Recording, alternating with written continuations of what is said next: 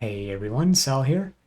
In this video, I'll be talking about why I think Breach is such a good mechanic in the game overall at the moment, but especially for solo Self-Hound. In the background, you'll see me running a map that my build doesn't have the easiest time handling. We kind of get through most of it, I think. But I was mostly running a test of rarity farming with Breach for uniques, etc. And my filter is definitely not ready for this map, so don't worry, I updated it right after this map, but there's going to be a lot of garbage on screen, but mostly just there to have some Breach flavored background visuals, I suppose. So why do I think Breach is so good at the moment? It's primarily because it's got a bit of everything going through essentially every stage of the game. Early game, it's absolutely amazing for gearing, either by getting basic affix, life resist type gear, or 5 or 6 links early on. It outclasses pretty much everything, in my opinion. And even if you have a slower build, you can still engage with Breach because it's not exclusively the unstable, aka classic breaches anymore. We now have hives, and the fortresses that can sometimes appear instead of them as well. And those are great options for builds that maybe don't have as much clear speed. They're also generally earlier on better hive blood and womb gifts. So if that's your focus early on, you might want to go with the hives to start anyways. And then later game, you can start cranking up both the hive blood and the overall drops of things by running more unstable breaches using scarabs and, 8-mod maps or originator maps or both, etc. Maven chisels, the works, and especially now with astrolabes, that's an option for the super endgame, put everything into it kind of thing that you might do a couple of times in solo Self-Found. A lot of the trade league hype has been around the amount of raw currency you get, and a lot of raw currency farming videos using Breach and originator maps, rolled for more currency drops, and that definitely is a benefit to it in solo Self-Found as well. It's great for raw currency drops, but it's also decent for scarabs if you want it to be. That's just kind of being overshadowed by strong boxes this league. And it's good for gold. I'm testing a unique farm currently in this video. People have had a lot of success with that. Again, running originator maps rolled for very high rarity and then having some rarity on your character. The mobs just drop a lot of stuff overall. And it almost feels like they forgot to nerf the drops as they've done to basically every other league enemy. So, I don't know, nothing drops as much as Breach, essentially. And for that reason, I would not expect that element to remain intact for next league. I wouldn't be surprised at all to see this getting, double, triple nerfed, the usual, come the next league, but for now, it's here. And to dive in a little bit more into those individual points, start with the early game, I suppose. So they did remove the ability to create weapons and quivers with the Genesis tree this patch, but it's still incredibly strong for progression for SSF by way of filling out your other gear slots. Any piece of equipment you don't have to worry about is really nice. So even if you can't craft a weapon, you're still going to want to do Breach to craft your other items because it's so good for crafting those other items that you have more time and other resources to put into getting your weapon, whatever that might be. And if you either want to use long term or just to start with a common unique weapon, well, it's still definitely an option to get it from Breach. So in this build I'm playing in the background, my weapon of choice for the whole character is Old Natal's Kiss, Foulborn version for Warcry cooldown recovery rate, and that is a breach item specifically, so it's very easy to get from the Genesis tree. I think it took me 2 Ancient Womb Gifts to get it, if not 3. Something like that.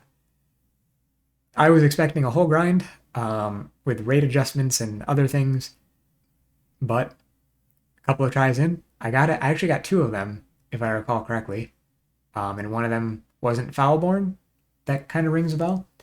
But the point is, if you're after a certain unique for your build, weapon or otherwise, I should say, as long as it's common enough, Breach is probably the best way to get it. You know, the more mid-range kind of uniques, tier 5, 4, 3. Tier 2, it's probably still one of the best ways to get it, but it's not going to be easy necessarily because tier 2 uniques are just very rare overall. But again, if you're just starting out and you want to play a slammer with an Ulatals or something, because it is a weapon that can carry you through the whole game, then you can go ahead and do that. And there are other similar items that are either your weapon or going to provide extensive utility throughout the entire game that you should be able to pick up pretty easily using Breach. And as you're progressing up in general, you'll most likely end up getting a 5 and or 6 link body armor from the tree. And if you don't accidentally, you'll probably want to go out of your way to, unless you happen to randomly get one from something else, just because it's still one of the easiest ways to get links in solo self-found. It's only like a third as good as it was during Keeper's League, but you're getting 50 fusings per body armor that rolls, essentially, and you're getting multiple body armors on average per womb gift. That just is really hard to beat. Now, of course, then it's a fusing first kind of strategy. Your body armor might not be that good. Or you might have to do other things to craft it, but certainly for your first 6 link, it's hard to beat Breach at the moment, in my opinion. And I already mentioned this a little bit, but as you transition to the mid game, start focusing on some later game things. Obviously, Breach is good for targeting uniques as well. Again, it might be more of a grind as you start to focus on some rare uniques, or certainly they've done some kind of rate adjustments on things. I've been trying to get a Foulborn Red Dream for the increased life it would give me, and so far I've not gotten one. I've spent maybe 100,000, a few sets of 100,000 Hive Blood so far, and nothing. And based on similar accounts I've heard from people, Hyri's body armor, the bow damage one, I don't remember what it's called. That's a tier 2 unique, and some people were saying, they spent $1.5 million Hive Blood before they got it. So yes, certain items are going to be a grind. However, they still got it from the tree faster than they would have gotten it from somewhere else. And for things like the Red Dream in particular, I don't know if it drops anywhere this patch, anywhere else, but sometimes the tree is either going to be your only option to get a unique or the best option by far. So it retains its utility in that sense, even as you progress through the mid-game into the late game. And on that front as well, we have fractured items. So fracturing orbs were painful enough to farm when we could target farm them through Harbingers, but now that Harbingers are gone, I would probably save any fracturing orbs you get for mods that you can't get naturally, and get any other fractured items you need from the tree. It's a 1 in 3 to fracture a random mod on your resulting items, as long as you take the relevant node, of course. And those mods are very likely to be high tier, desirable mods because you have influence over them and they're just higher tier overall in general. So, yeah, that's how I've crafted several pieces of my gear actually. My gloves and my boots on this character in particular, one of them has fractured tier 1 life, the boots do, and then the other ones have fractured attack speed. And I wanted the life fracture in particular I wanted fractured boots in particular because I wanted to essence craft some shock avoidance on them. And so instead of just waiting around for a random pair of boots or something, you target the mods you would like or would be okay with fracturing on the Genesis tree. You hope for a fracture. It did take me a decent bit to get a fracture that I found acceptable, but I was trying to craft a pair of boots that would last me a long time, if not the rest of the character. So I was a little bit pickier in that regard. If you're not as picky, you can certainly get a good fracture pretty early on. And especially if you you're making your pair of boots early on for whatever reason, or helmet or gloves, whatever, right? Boots might be a little more specific because you want movement speed there, but say you are spitting out some gloves and you get a decent fracture like Chaos Res or something, and you want to just throw an essence at it and then slap on a crafted mod, it's good for that purpose as well. I don't need to go into the full detail explaining why fractured items are good, but suffice it to say, we'll end here by saying the tree, in my opinion, is the best source of natural fractured modifiers. And save your fracturing orbs for things you can't get from the tree, like cluster jewels or something, and things and mods that you can get from the tree, like essence mods and things of that nature. And lastly, as far as the tree goes, obviously you have mysterious womb gifts and lavish as well, and those are just, I suppose, nicer if you literally don't have anything else you want to spend your hive blood on. You can always just dump it into currency, stack decks, things like that, whatever you're getting from your mysterious and your lavish womb gifts.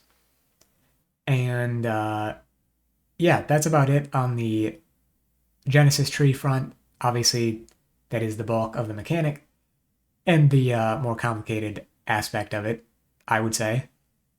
And then, again, I alluded to this earlier, but Breach is just in a really good spot for loot in general right now. Good for juicing. I've been farming some volatile vol orbs just to have on hand. I've used a couple of them, or one of them so far rather, but you can get those only from doing Beyond in Mirage, and Breach has excellent synergy with Beyond because the density of Breach is so insane. So yeah, just everything adding together. The enemies drop a lot of base loot, which can then be scaled up through originator maps and things like that. 8 mod maps, modifier effect scaling, etc. The usual stuff. And then astrolabes just taking it even further beyond if you really want to or are capable of getting your build to a state where you can tackle some of those more difficult maps. And yeah, I guess that's pretty much all there is to say at this point. No need to make this run on longer than it already has. Just, if you haven't tried Breach this league, would highly recommend it. And if you're playing solo Self-Found or you're about to start your solo Self-Found run after playing Trade for a bit, then I would highly recommend dedicating at least one of your 3 trees to running Breach. Try it out early if you want, and if it's not quite doing what you want it to, circle back a little later, because trust me, Breach is pretty amazing right now. And yeah, I guess that's kind of fully expected after how last league went, even in its currently nerfed state. But yeah, thanks for watching, and I guess I'll catch you next time. Peace.